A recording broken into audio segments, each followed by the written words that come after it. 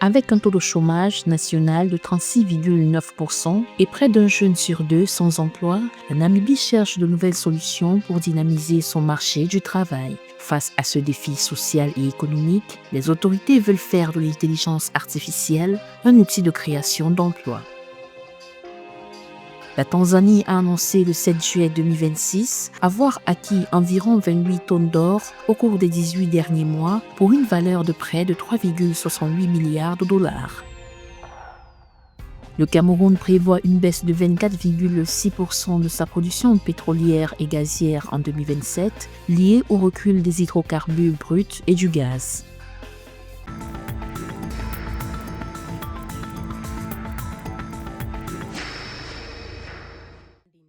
L'intelligence artificielle doit devenir un outil de création d'emplois plutôt qu'un facteur d'exclusion, estime la présidente namibienne Netumbo Nandi-Ndaitwah, qui appelle à utiliser les nouvelles technologies pour soutenir la croissance et l'emploi des jeunes. Cette initiative intervient dans son contexte marqué par un chômage élevé. Selon la Namibia Statistics Agency, le taux de chômage atteint 36,9% en 2023 contre 33,4% en 2018.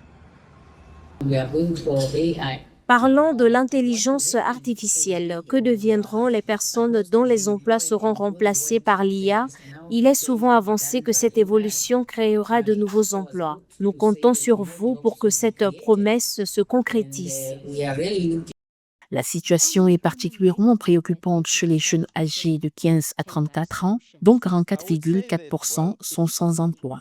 Avec une population estimée à environ 3,1 millions d'habitants, le pays présente une structure démographique largement dominée par la jeunesse. Plus de 70% des Namibiens ont moins de 35 ans, faisant de l'accès à l'emploi des jeunes une priorité économique et sociale pour les autorités. Dans un pays comme la Namibie, où le chômage est déjà très élevé, remplacer des travailleurs par l'IA risquerait d'aggraver la situation sociale. Nous ne voulons pas que cela se produise. Au-delà du numérique, le pays d'Afrique australe mise sur des secteurs stratégiques comme l'hydrogène vert pour créer des emplois. Dans le cadre du 6e plan national de développement, le pays vise près de 30 000 emplois d'ici 2030 grâce aux énergies propres, tout en renforçant les compétences de sa population active pour accompagner cette transformation.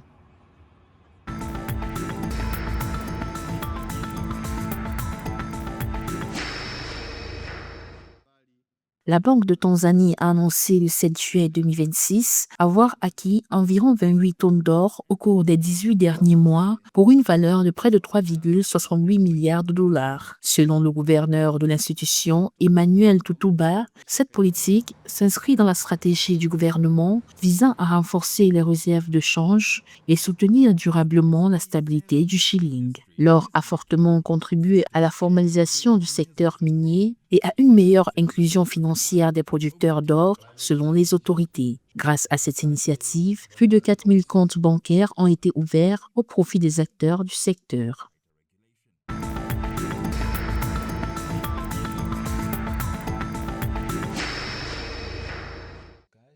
En 2027, la production pétrolière et gazière du Cameroun devrait reculer de 24,6% en raison de la baisse des volumes d'huile brute et de gaz. Cette baisse intervient après le départ du Ili Episeyo, une unité de gaz naturel liquéfié capable de produire jusqu'à 1,4 million de tonnes par an. Le gouvernement prévoit toutefois une reprise avec une croissance de 14,9% en 2028 et 18,1% en 2029 grâce à de nouveaux champs.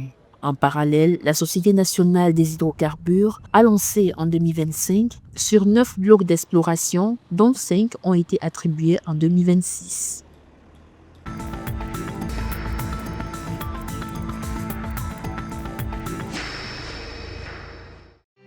La Banque d'investissement et de développement de la CEDEAO a approuvé plus de 417 millions de dollars de financement pour soutenir des projets stratégiques en Afrique de l'Ouest. Ces investissements couvrent 5 projets majeurs dans les secteurs des infrastructures, du logement, de la santé, des mines et de l'immobilier public. Parmi eux, 260 millions de dollars seront consacrés à une infrastructure routière de 123 km. Ces engagements visent à renforcer le développement durable, la compétitivité et la transformation économique de la région.